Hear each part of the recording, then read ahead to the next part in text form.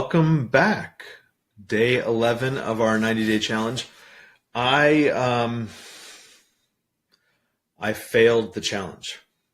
And my challenge was to do 90 days straight of calling agents for on-market low equity deals, and I failed that. I've been beating myself up all weekend, and I was thinking about the reason why I failed it. And so just to kind of give you some background, these aren't excuses, by the way. I'm going to deal with those here in a second. My whole family's been sick. Spring break started on Friday for my kids. They were home half day on Friday. And I've been taking care of my wife, who has the flu, my son, who probably has the flu as well, who probably gave it to us. But of course, he's 10 and he gets over it as if it's nothing. I've been feeling a little bit under the weather as well. I'm not saying that to give excuses, because there frankly are none. Could I have carved out 60 minutes, 90 minutes a day to do this? Yeah, I could have.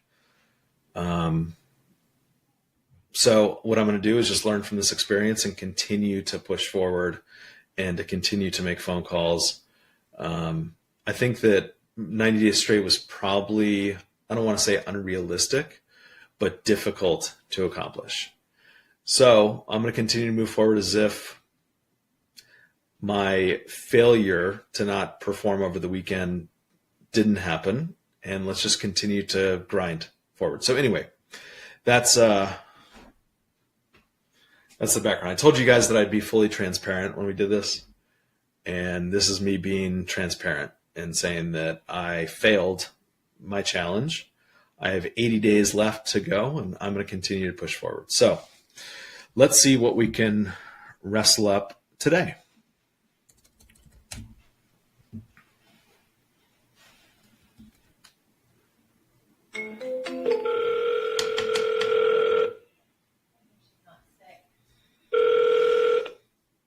Hello, this is Lisa. Hey, Lisa, this is Mike. How are you? Good, Mike. How are you? I'm good, thanks. I'm calling you about your list on Massachusetts Avenue. Yes. I feel like I've seen this before. Was this listed before? Yeah, it was.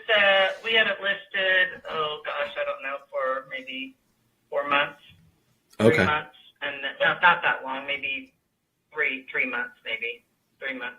Anyways, yeah, and we couldn't get it under contract, and she's not able to pay her mortgage anymore, behind in her mortgage payment. So Got it. we did the short sale rep last week and filled all the. Now we're trying this way. Just to give you some background, so you can we can have a proper conversation about this. I'm actually a buyer looking at this. I'm not an agent, so I don't know if that's going to dictate any part of the conversation. But in terms of her being behind and pursuing a short sale, is that the direction that you guys think is best for her, that she's going to go in? Yeah, that's her only option, basically, at this point in time. And is that just because she's behind on payments and she owes more than what the house is worth? Well, I can tell you, so I sold her the house 4 years ago, and she had a killer rate of like 2.5, and then she didn't tell me about her hardship she was having, and so she was about to go in foreclosure at some point, and she had her loan remodified. They gave her something crazy like 7.8, and at that point she had 265. Now she owes, I think she probably owes the bank 315. She owes me because I paid her mortgage for a couple months and some other repairs she needed, $6,000. So we tried a subject to transaction, and that didn't work out. So she was going to get foreclosed on the 15th of this month. So we really had to push it. We didn't have much time to waste. Got it. Nobody wants to assume that interest rate. No, and that's kind of what I was looking at too. I'm looking at some old data, I think, and I think you're exactly right. What's crazy is that a lot of people who will do a loan modification don't realize that the interest rate's going to adjust. Yeah, she had no idea. She ended up hiring an attorney and saying, this is BS, nobody told me, blah, blah, blah. But, now she owes the attorney $5,000. She's a mess. I mean, I love her to death. I mean, we became friends, but she's trying to get out of the military. She's filed for disability. She's lost her job. She's just she's in a tough spot. So, yeah, it sounds like it. That's kind of where we're at. Yeah. Okay. All right. Well, yeah, the data that I have was kind of screaming at me as a potential sub 2, so that's why I was calling to see if that was possible. But yeah, that would be awesome. But yeah, I think the tax records probably say 265, maybe. Yeah, I don't know what it says. yeah, 256 and 256 and 2.8% interest on a VA loan. So, yeah, I would. I know, right? Well, yeah, no longer on that, unfortunately. Well, I think a short sale is the best way to go. So she's in good hands. It sounds like. Yeah. Awesome. Well, good luck, Lisa. Thank you so much. I hope that you guys get that all squared away. All right. Okay, so this is interesting. I did see that property before, and that was I did see that property before, and that was a really great sub 2 opportunity. Like she said, it was, what I'm seeing on my end is 2.8%. It is a 2.5%, so it's even better than what my data is showing. It's a VA loan. There is no equity. But what's really interesting about that situation is that the seller did go for a modification. And there are a couple different ways that they could go about curing the issue of her being behind. One of which is a loan modification. You could also potentially do a partial claim. The difference between a partial claim and a loan modification is that a partial claim is going to be basically, it's a second mortgage that's added to the end of the loan that is going to start to be paid on once the first balance is completely paid off. So think of it this way. If there's a $30,000 arrears, non-payment, what the bank will most likely do in a partial claim situation is they'll simply create a second loan that starts to be paid off once the balance of the first loan is completely paid off. Okay, so it's basically just adding more debt to the property. In the case of a loan modification is going to probably adjust up to the rates that are currently available in the market. So she went from 2.5 to 7.8%. I mean, that's freaking crazy. And what a lot of people think about is, oh, they're going to modify my loan to make it more affordable. Nope, that's not the way that it works. It works in the way that they modify it to current standards, whatever the rates are today. So she owed 256 according to my numbers, public record. Now she owes 315. She has to pay an attorney. She has to pay her agent probably another $5,000 because the agent's paid for her mortgage. It's crazy. So this is, one of those examples where we can really help a lot of people by properly explaining to them what their options are. And in that situation, I probably would have recommended a partial claim before a loan modification, just to see if a partial claim was reasonably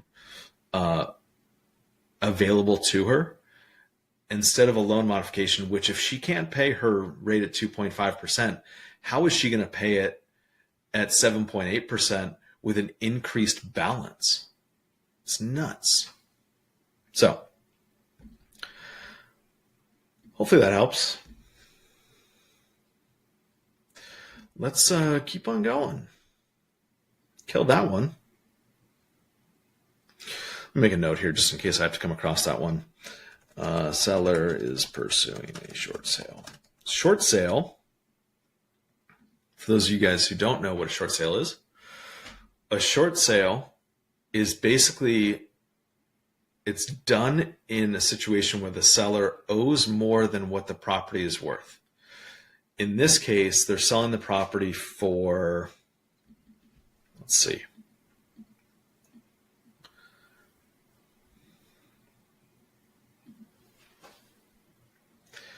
$289. They're selling the property for $289, but she owes $315. Okay, so if she were to sell this conventionally without a short sale, if she sold it at 290, she. Why does my camera do that? It's because I put my hand out, isn't it? That's why. Okay. So in the situation of a short sale, what happens is that the bank is going to accept less as payback from the sale of the property. So they've basically agreed to take, I don't know, call it 250, right? So it's basically the asking price, the sales price minus commissions, closing costs, those sorts of things, any other sort of debt that applies to the property, they're willing to take less. So if she owes 315 to the bank is willing to accept 250. They're going to take a loss of $65,000. There are some issues potentially with a short sale. Technically, the IRS can come back and say you owe taxes on that $65,000 because it can be classified as income or a gift or something along those lines. So that's something to keep an eye out for. It's also going to affect her credit pretty heavily. She's already behind.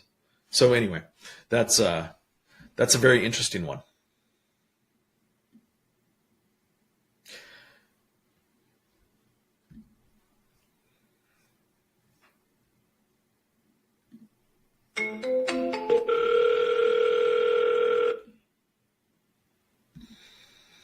Hi, you've reached Camille Jones. I'm sorry, but I'm not able to answer my phone right now, but if you'll leave... Let's double dial Camille.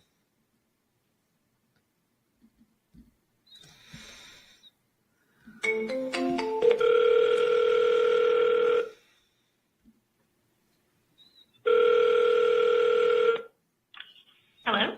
Hey, Camille, it's Mike. How you doing?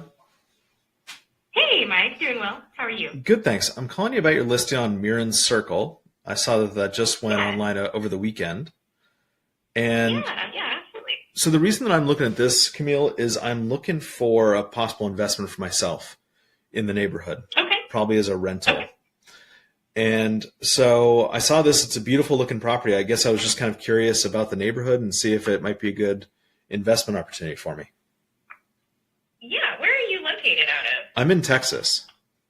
In Texas. Okay. Yeah, we've had a lot of interest from California specifically for that. So, I bet. yeah, I live in Clarksville, so grew up in this area. Ringgold Estates is just one of the just basic, great, neighborhoods, great price point, always buying and selling in there. Very close to the base, but also very close to central Clarksville. So, the location is really good. In fact, that entire area, there's, a brand new Publix, and they're, expanding restaurants over there, too. Rental-wise, I would have to look up rental comps in there because I'm honestly not sure. But the house is in, excellent condition. They've fully repainted everything. They've taken really good care of it. The only reason they're selling is they got PCS. So they are moving for that reason. Otherwise, they would not have left. Sure. Well, hopefully they're going to a nice place. Yeah, I think they're going to D.C. is what I believe. Okay. Yeah. That's nice. DC. Yeah. All right. Very cool. In terms of the actual house itself, whenever I take a look at a rental, for example, I'm always looking at if I were to purchase, are there going to be any major mechanical things that need to be fixed down the line? Is the HVAC in good shape? Those sorts of things, maybe the roof, or those things that are going to need to be replaced relatively soon? No, let me look real quick here. So they just purchased it about a year and a half ago. And we had any repairs that were on that home inspection, they were fixed. And I don't believe any red flags came up about the roof. Let me look at the property disclosure from the last time. There was nothing on there that I remember being a big deal. But I can definitely, I would have to pull it up. Hang on a second. It'll take me a minute to get all the information. But I can definitely ask or see if I can figure out, based on the last two property disclosures, if they did put how old the roof was, and if they did put how old the HVAC units are. But they haven't had any problems with any of that stuff. Okay. That's fine. That's fine. We can always cross that bridge when we get there. And I would always include, getting a home inspection, even if you don't ask for repairs, at least knowing, the age of stuff and all that. Of course. What kind of activity have you guys gotten on this over the weekend? So I've had several people call to look at it. We had rain all day on Friday, so nobody comes out here in the rain. We don't either here in Texas. It's like every time it rains, I'm like, no, don't do that on me. And I've got a couple people interested, but their people are out of town as well. So we're doing like video tours at this point. We haven't had anyone who's in town see it yet. Got it. Okay. One of the reasons that this was something of interest to me, and I don't know if what I'm looking at is correct, so correct me if I'm wrong, but it looks like this is a situation where the sellers don't have a ton of equity. Is that right? It is. Okay. Correct. So, typically, and the reason I looked that up is because what I don't want to necessarily do is offer cash, for example, if it's something that they shouldn't take or can't take. And what I mean by that is generally if I'm offering cash, it'd be nice if I was getting the 5% discount, for example. But I also don't want, I don't want them I don't want them to be in a position where they're having to pay at closing. You know what I mean? Yes, and that's what we're trying to avoid. Yeah, of course. Exactly. They're okay getting close to, they would like to make a little bit because they have, again, repainted the new flooring. They put money into it, so they would like to get, a little bit out, but they understand they have not had, they haven't lived there long enough to obtain quite a bit of equity. Sure. So yeah, they're pretty to breaking even already. Okay. Well, in terms of offering something on this, and it looks like a great opportunity for me potentially, but in terms of an offer for you guys, would the sellers be open to us just simply taking over the mortgage that's already in place? So we've talked about that a little bit. They're really, because of the VA situation, their entitlement and all of that, and they're turning around and trying to buy something else, they really can't risk having that on their debt to income ratio, nothing like that, for the liability reasons, and their VA entitlement benefits. Got it. And where they're going quite expensive, if that makes sense. It totally does. Are you talking about assuming it?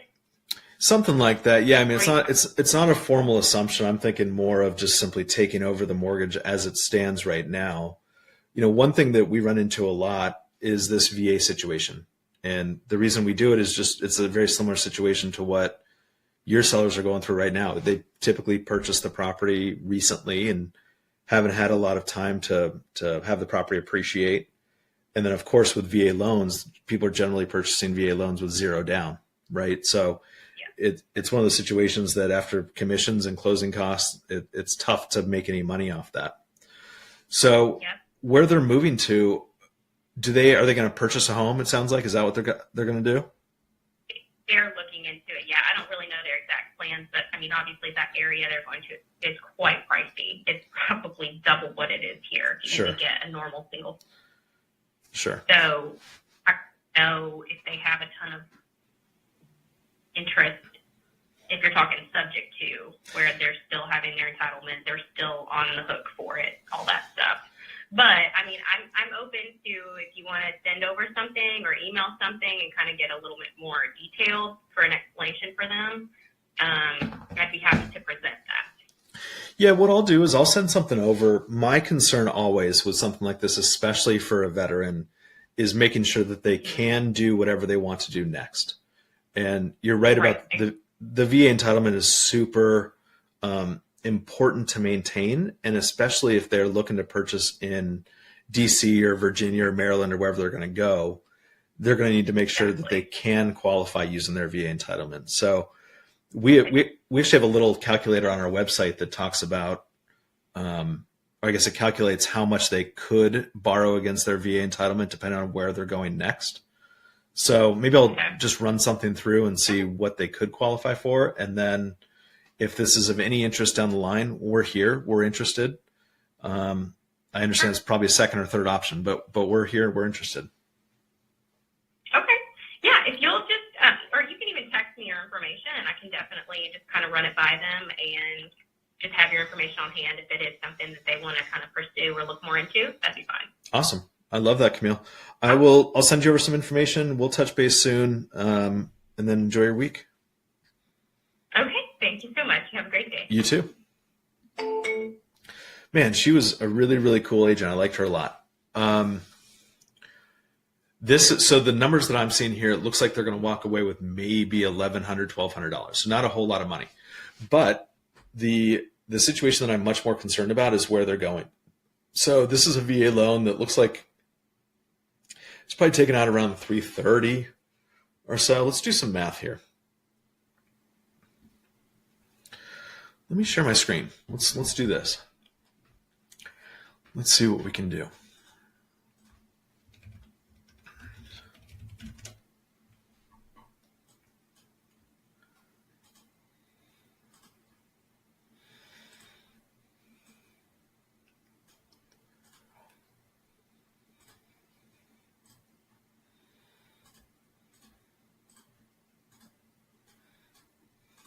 Okay.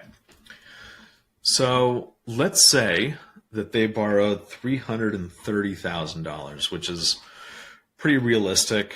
This is in Tennessee. They're moving to Virginia. So let's say that they're going to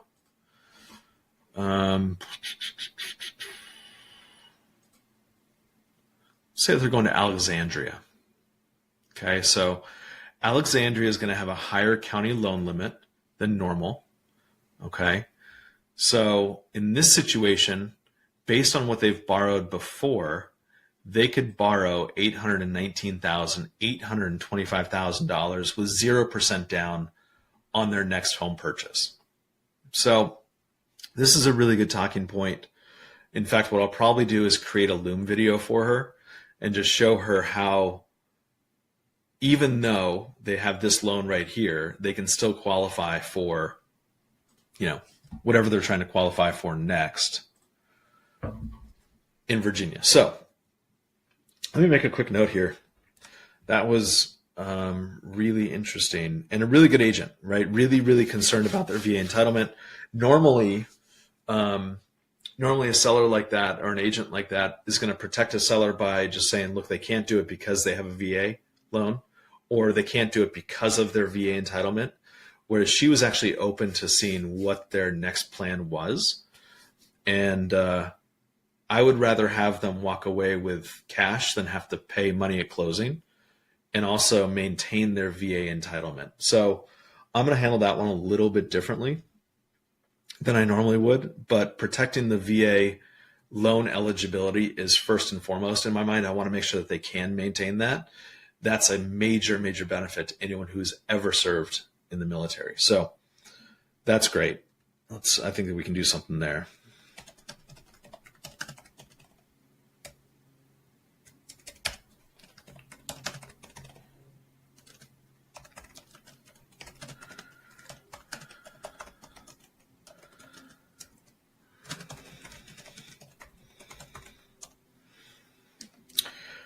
Okay.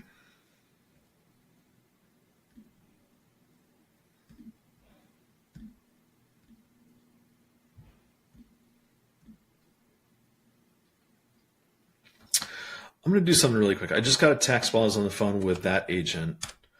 And I got a text from another agent saying that he presented the offer to his seller and the seller declined the offer and he would rather just wait. So this agent's really cool, or at least he was before. So let's see how this goes. I'm going to ask, why, basically, and just kind of see where that goes.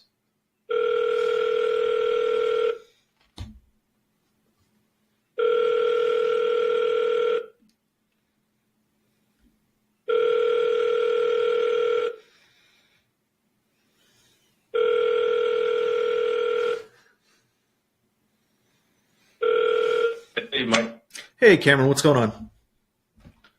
Yeah, so now the owner, he's saying that he was okay with just waiting until he gets to his asking price, because he really wants to go just that route of Sure. just washing his hands of everything and just getting either someone coming in with loan or cash, and just want to go through just doing that process. I get it.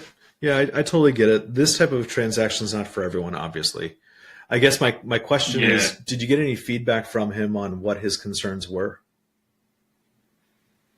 Yeah, his main concerns were just like, he was just telling me like, hey, I just don't want to go through like he's not really too familiar with this. And I told him I walked him through it a little bit. And he said that he tried it before. He actually tried just to give someone a loan, and that would just take about 3 months and extra stuff like that. I was just like, okay, well, what would you want to do here? And this is what then he just wanted to tell me like, hey, I would rather just have someone comes in with cash or with a loan, and we just go to closing and close. Sure. Okay, cool. So it sounds like what he was talking about was a formal assumption, whereas what I was talking about is a little bit different. So with respect to the type of transaction that I was talking about, I could technically close probably next week if I wanted to, as opposed to waiting for a bank to formally accept or qualify me as a mortgagee in this case. So, what I'm trying to think about here is how we can communicate this to him to properly explain what the process looks like to see if it's of benefit to him. I guess my big question here. Go ahead, Cameron. Oh, I was going to say, I definitely know how we can do that. We can actually jump on a call if you don't mind in the next maybe I'll say about 30 minutes to an hour. We can hop on a call with my assistant broker, and she's working with my owner as well on this deal with me, so she can definitely translate and have you guys, I would love that. Have them understand. Yeah. So because she's been around for a very long time, so she's assisting me right now a lot, and she would definitely want to talk to you as well, just to get a better understanding, and you can give her a better understanding of exactly what you want to be moving forward with.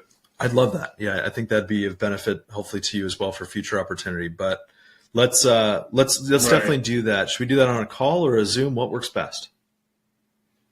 Probably a call. Okay. Probably I'll say a call, but I know right now she's going to tell me probably the next 30 minutes to an hour because she's busy. So I want to say maybe around let's try to aim for 3:30, probably 4 the latest though. So I'm tied up at 4.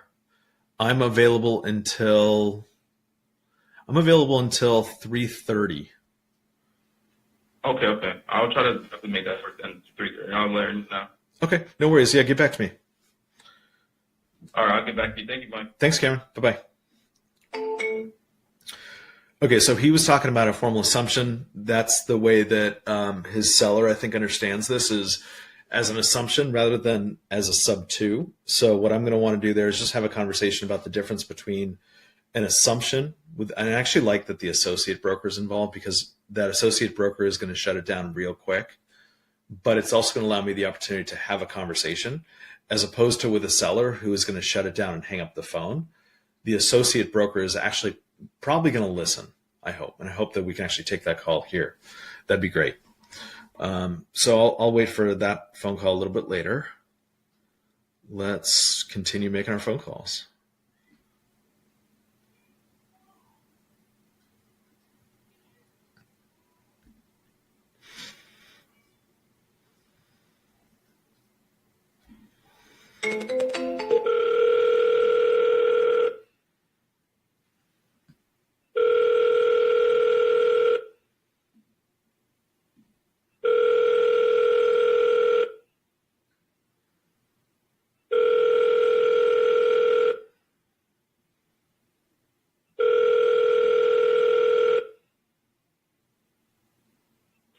Thanks for calling. This is Lisa LeBlanc with Cressy and Everett. I'm unable to take your call. I'm looking at the Zillow listing on this one. It says that there have been multiple offers received, which could be an over-ask type of competitive bidding process, which I'm not going to get into.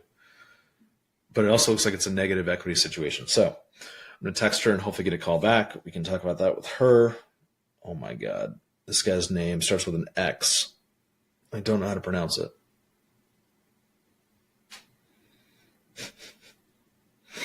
All right, wish me luck on this one.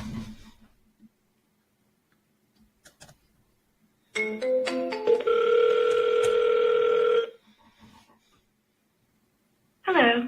Please state your name after the tone, and Google Voice will try to connect you. Mike Jackson.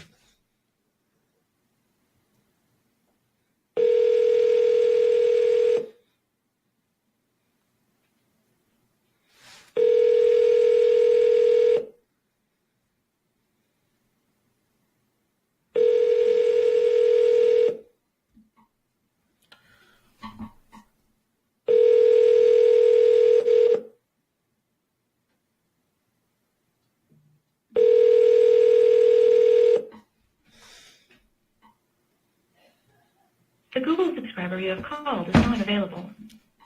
If I told you what this person's name was, you guys wouldn't believe it.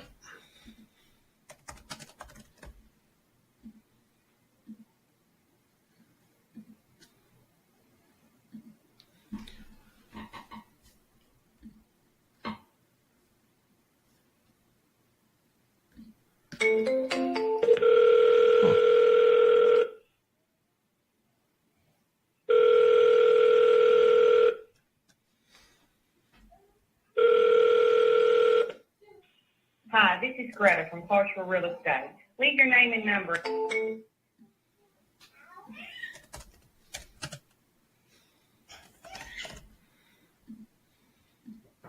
Morning, babe. Shower? Yeah. Is that, Yeah, we're good. what do you, oh my. I got it. Honey, I got it. You want me to leave? Yeah. It's cool. Thank you.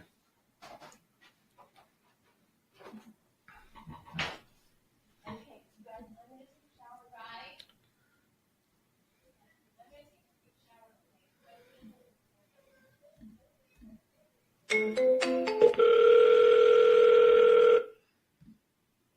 Hey, this is Josh with the Finnegan Group here at EXP Realty. Let's text that one.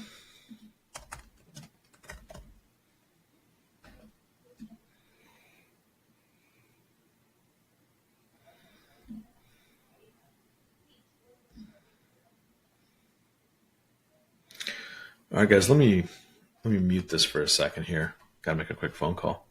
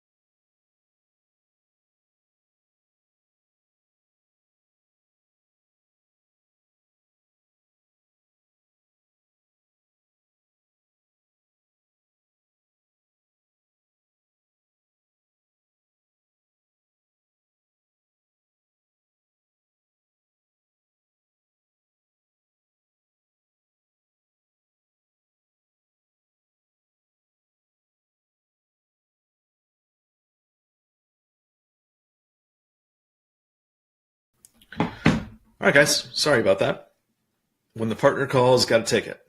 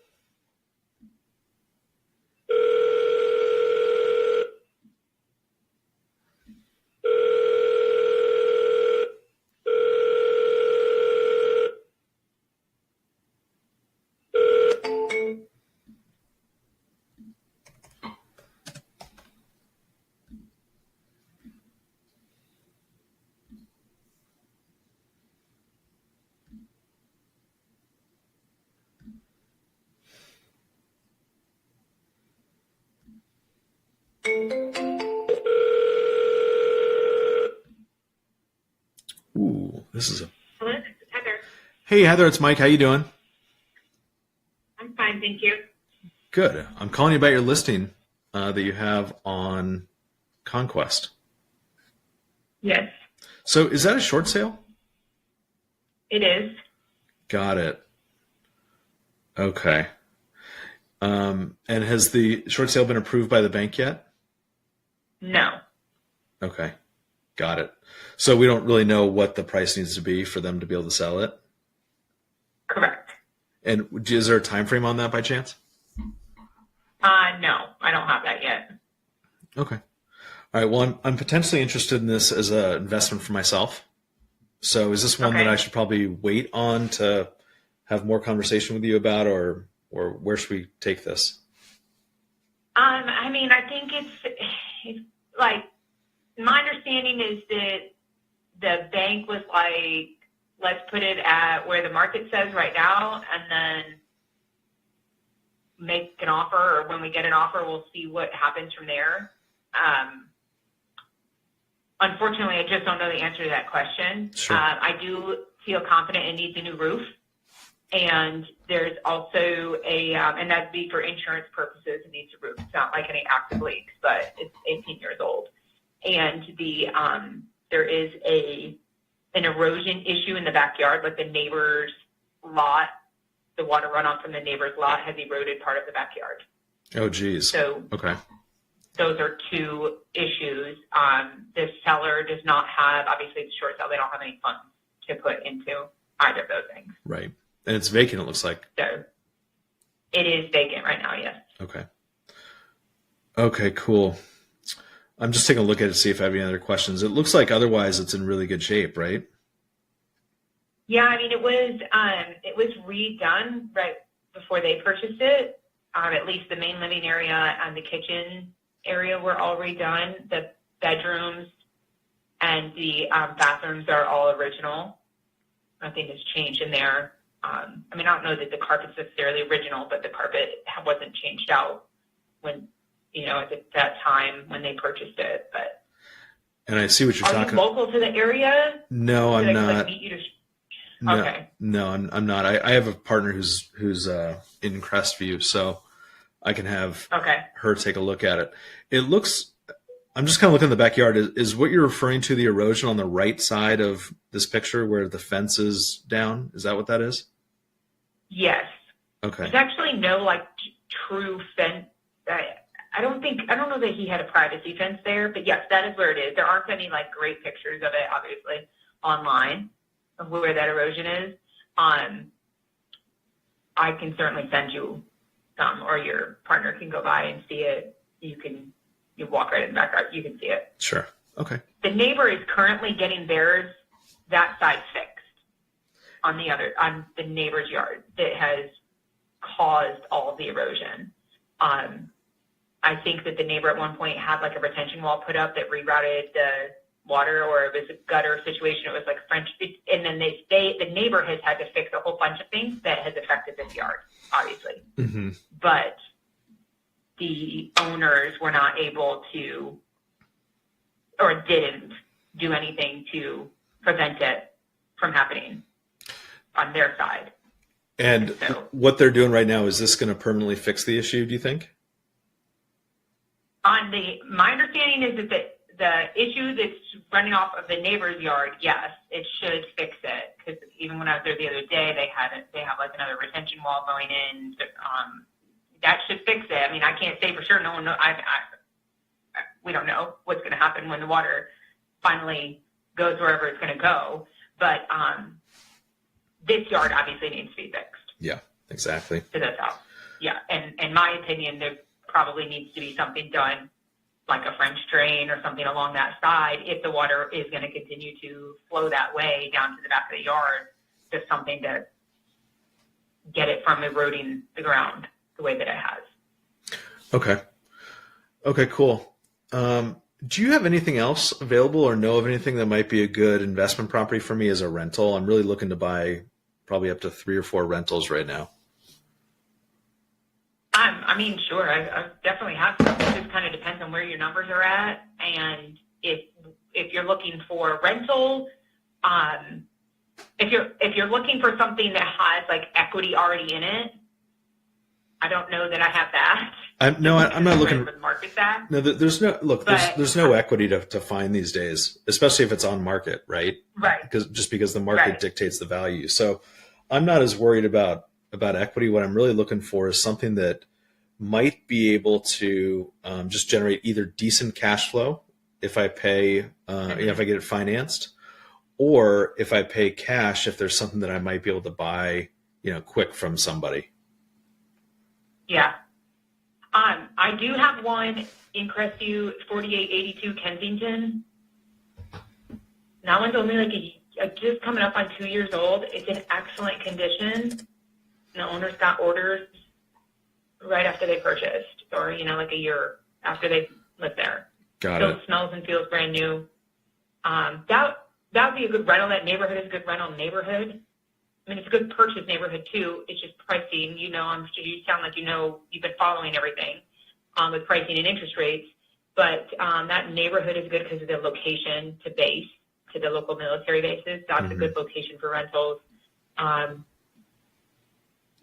So that one I have. I'm trying to think of what else I have in Crestview that wouldn't really necessarily work out as a rental. Heather, on that one, I assume, and I'm looking at this one on Zillow, but I assume that just based on the fact that you market it as an assumable VA loan, that would have gotten a lot of interest. Did you have a lot of people who are interested in assuming that loan? I haven't yet, which is Really? shocking to me because the difference is very low between what they the gap. The gap is low. I mean, I have people doing assumable loans with the gap's over $100,000, and on this one, it's not. It's like $10,000. He paid $369 for that house, so he is coming out of pocket if we close at the list price to sell. And so yeah, we have that VA assumable loan. He's not really wanting to go that route if he can avoid it, but I was hoping and expecting that we would get, some interest because of it. The issue that we're having, at least in our local market, is that there is a lot of new construction. There's a neighborhood right around the corner from that one on Kensington that is a new construction neighborhood, and the builder's offering 4.99% if you use their lender. So we just can't compete with 4.99% and all of their closing costs being paid by the builder for brand new, even though this one practically is brand new. I wonder. I wonder if you different tact. It's possible for you to offer seller financing to somebody. On this one, we just can't because they need their VA entitlement out of it. They don't want, we've had the option, we've had offers as subject to and all that, but they need to get their entitlement out of it. They need their land that they just can't.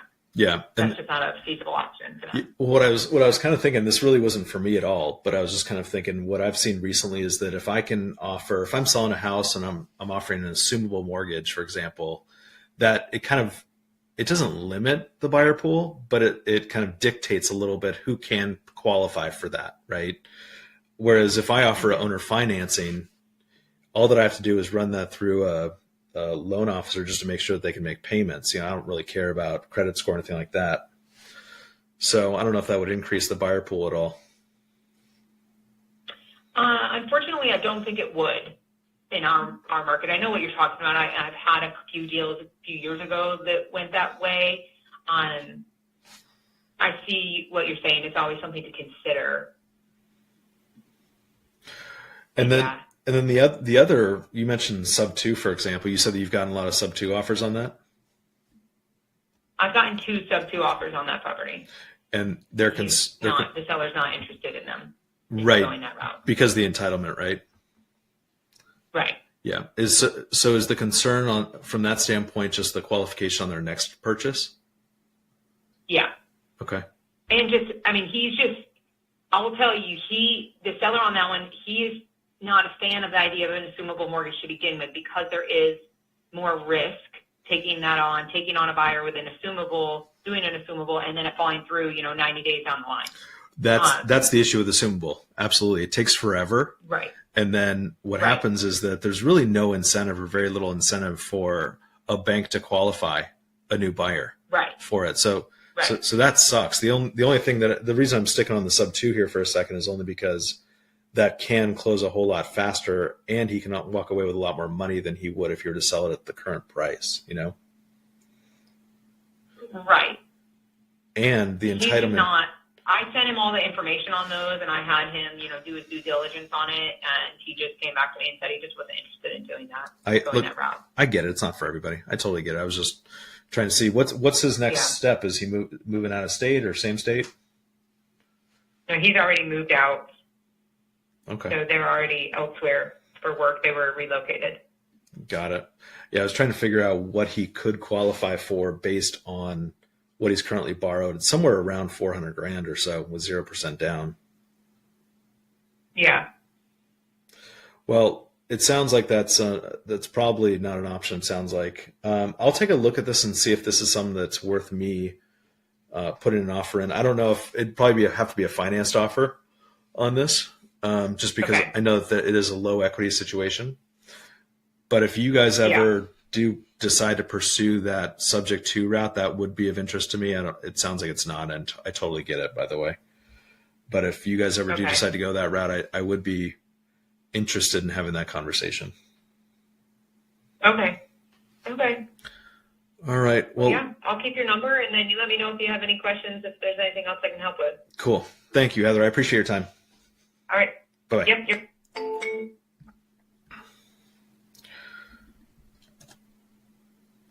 Why is this one not in our database?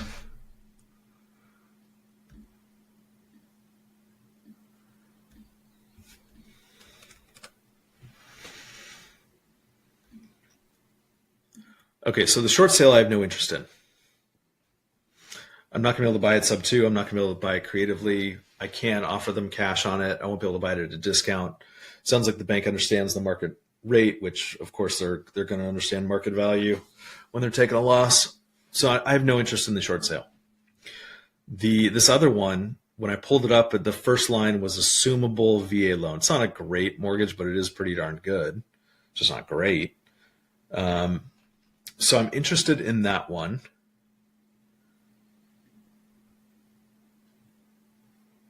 If they've already moved out of state, I wonder if they've purchased. And if they've purchased, it's not in our database.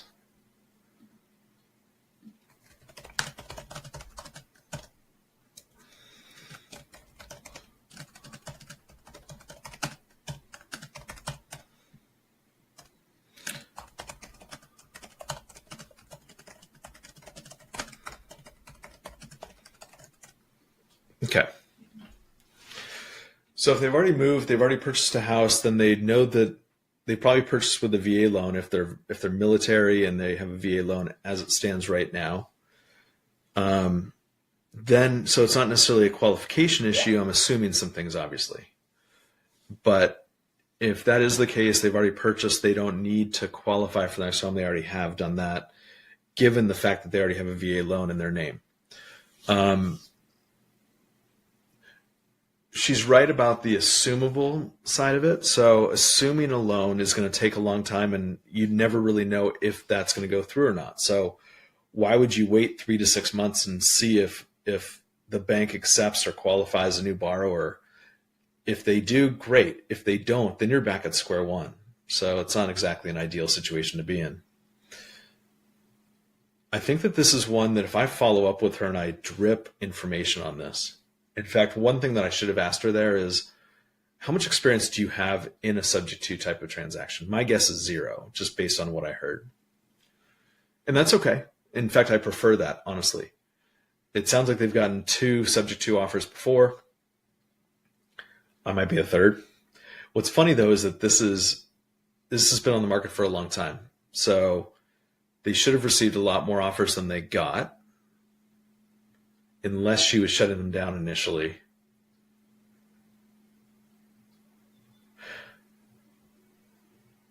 But yeah, I think that this is a good sub too. So what's crazy is that she came out initially and said that she deals with she has dealt with assumables in the past where there's a big equity spread. She didn't use the term equity spread, but I forget what term she used. This one she mentioned just off the top, this is like $10,000 cash in pocket. So I'll want to do some research and see where my numbers come in at.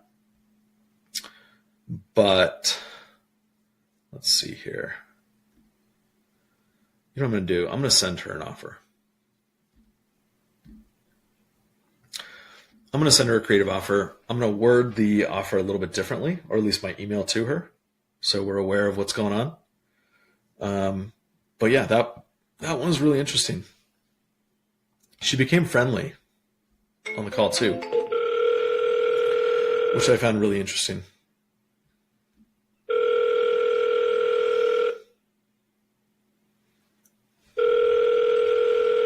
Holy smokes, this one's being... Oh, this is auction. Cancel, cancel, cancel. Whoa.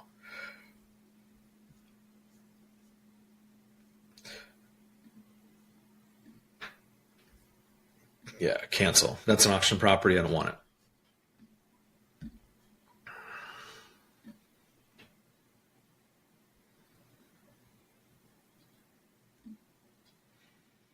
I guess we'll make one more phone call here. Hopefully they pick up.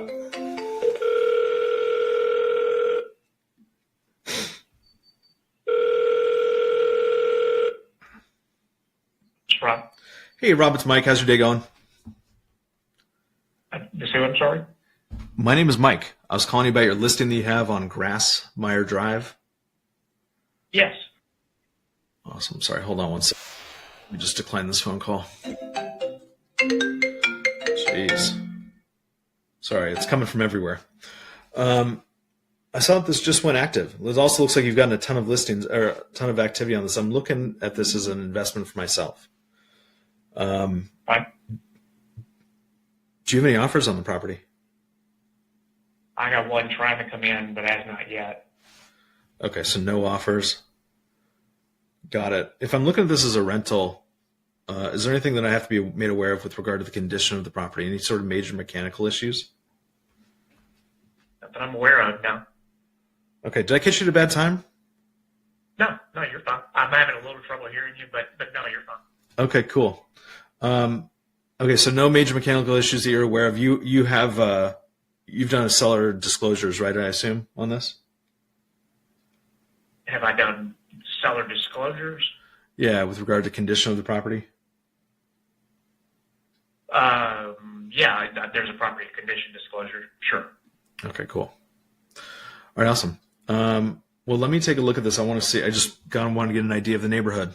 So I guess I'll have to do my own research, and I'll see if it's worth me submitting an offer on this.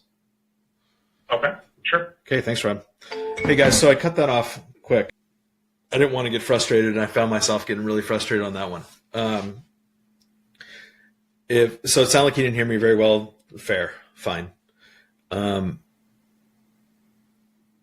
But as a listing agent, sell me on the property. If I'm buying the property, I think, in fact, I said, I'm looking at this as an investment for myself. And he said, that's fine. Well, yeah, obviously it's fine, right? You want to sell this property. The only way that he makes money on this deal is if he sells the property. So here's what I'm going to do. Just because I'm passive aggressive, I'm going to submit a creative offer. It's a good loan, not a whole lot of equity.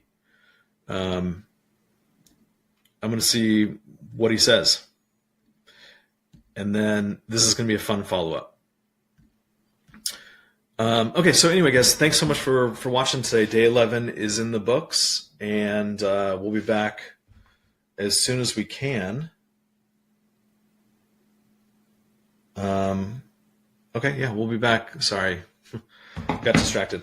We'll be back tomorrow, making some phone calls and seeing how this all goes. So I appreciate your guys' support. As always, thank you guys so much. I hope you guys learned something today, and make those phone calls. I'll see you guys later.